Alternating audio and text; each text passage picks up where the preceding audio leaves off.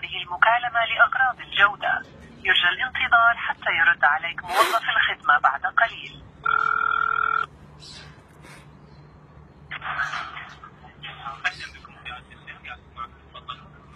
الو، السلام عليكم.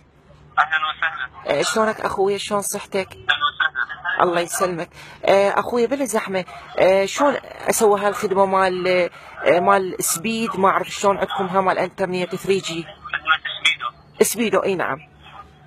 يا باقي تحبين تشاركين يومي لو اسبوعي لو شهري؟ اسبوعي اريد اشارك، انا تليفوني ايفون. اسبوعي مباشرة ترسل رسالة برقم 2 الى 30 66 يستقطع من عندك مبلغ 7000 يعطيك 500 ميجا بايت صلاحية اسبوع. ها جميل. رسالة نصية بالتعليمات.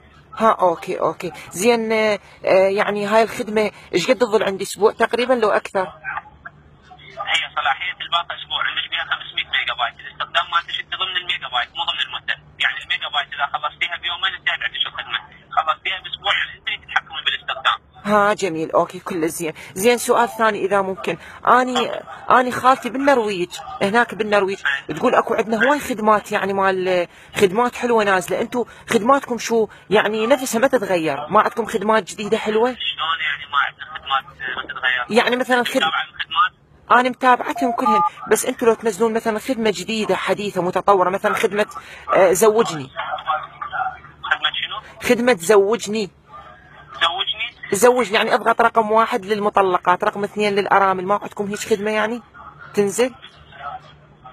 والله يعني ما اعتقد عندنا هيك خدمه. يعني تسهيل امر، يعني مثل اقول لك مثل ما نقول تسهيل امر. مثلا هسه اني عندي 5 خوات واني السادسه وكنا مطلقات، يعني تسهيل امر تسوون لنا هالخدمه.